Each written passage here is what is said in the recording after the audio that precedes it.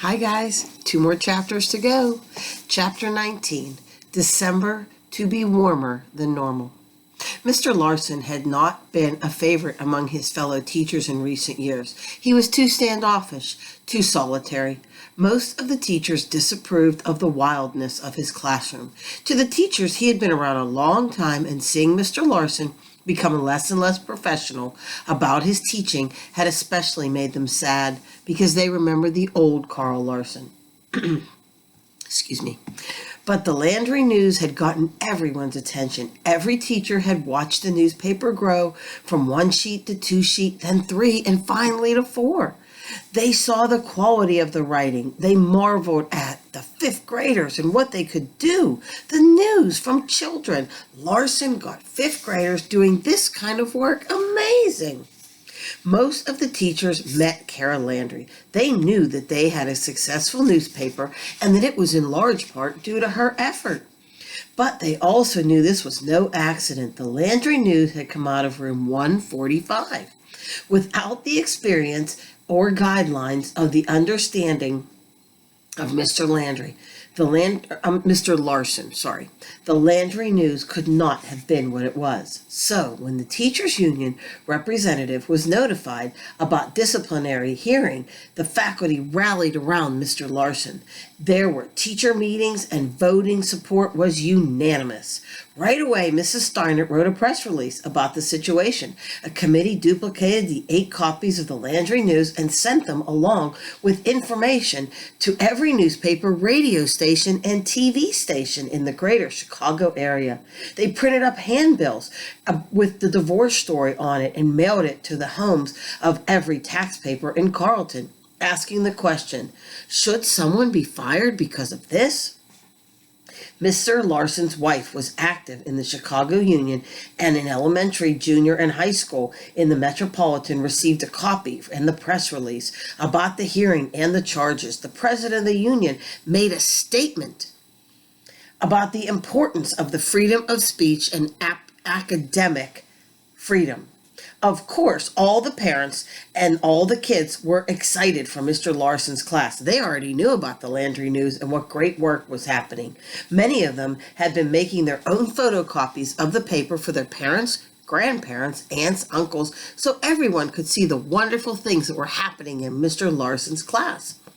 A reporter for the Chicago Tribune followed up, and learning that the kids were now publishing a different paper, The Guardian, on their own, was intrigued, and it was even on the internet. Remember, this book's quite a bit years older than any of you maybe. For 4 days later, the online Guardian had free link to the Tribune's own page, and 3 days later, the Sun-Times picked it up. Before the superintendent had even posted a notice on the town's cable channel, there was action happening all over Chicago. Mr. Larson had been interviewed for the Sunday Tribune, and reporters from Channel 9 even came around to the apartments to interview Kara Landry. Kara did not like the interview or the reporter, a woman with bright orange hair. It was a cold, windy afternoon, but the reporter walked outdoors. She said that she liked the look of the camera and herself in natural light. Barking orders, she got the camera crew and the sound guy in position. After finding the best angle for the shot, she faced the camera and smiled. I'm Jordy Matlin, coming to you from Edgewater Apartments in Carlton. This is the home of Kara Landry, the young lady whose newspaper is at the center of this controversy. Now, Kara, tell our viewers what it is like for your teacher and principal and how you got in trouble for this newspaper. Kara wasn't expecting such a question. She froze up. The reporter stopped smiling, lowered the microphone, and yelled, "Cut!" Bending so close to Kara that she could smell the arid scent of her perfume and hairspray, she said, "This is the part that I ask you the question, and then you answer the question. Okay? All you have to do is listen to the question, and as I hold out the microphone, you talk, all right?" The camera woman cued the reporter and counted back from 5 and asked the same question. Now, Kara, tell us, was it your teacher or your principal who got you in trouble about this newspaper? This time, Kara was ready. She had remembered that this was just like writing for the newspaper, only she'd be talking instead. All she had to do was tell the truth in a kind way. So Kara said, "Neither, and I'm not in trouble." The newspaper's not even in trouble, really. It's just a difference of opinion about how the school was going to handle this. The reporter tilted the microphone and said, "This story is about a divorce that you published, didn't you? Did you think that was going to be a problem? If it is just a story, then why is this all happening? Then some family business has been spread all over town, and of course many churchgoers think divorce is bad all in itself. Did you think that that might be a problem?" Kara looked into the camera and said, "I wasn't thinking about anything except giving someone a chance to tell a story.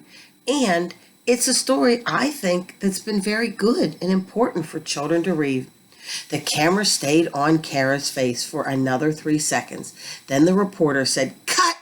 quickly, shook Kara's hand, and turned on her heels and clicked across the parking lot with her producer. Kara heard her say, "Now, we need to get a shot of the school, 15 seconds with the principal, the superintendent, and the school board president. And we've got to find this teacher that they're trying to axe. We can lay out some copies of the kids' newspaper and get a collage shot around the studio before we do the mix. Ted tells me he's holding 2 minutes for the local news segment, but if we really hustle, I think we can make it." All the newspapers piled into two white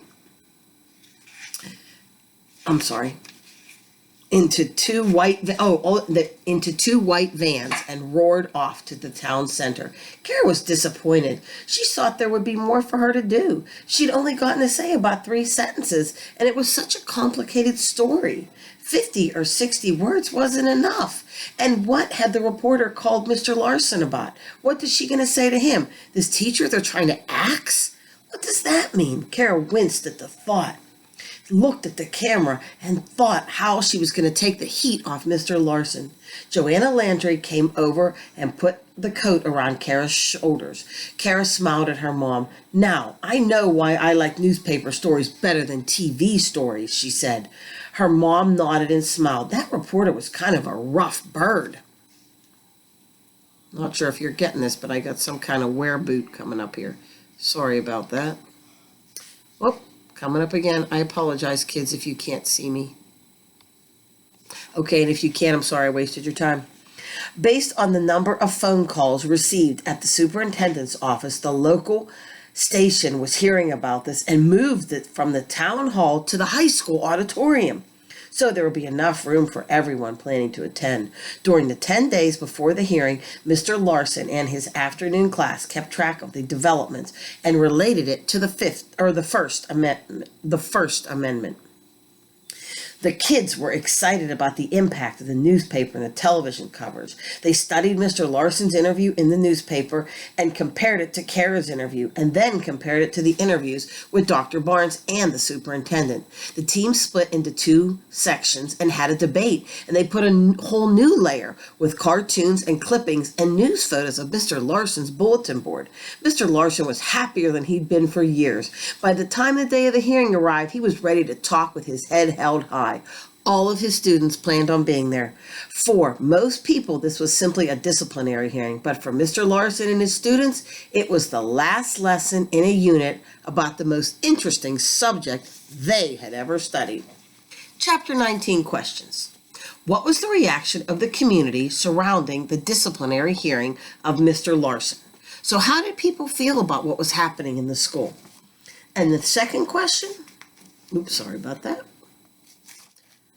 How does Mr. Larson feel about this upcoming hearing? Okay, the next one is chapter 20. I'm going to stop because this is almost 10 minutes long and load up another one. See you in a minute.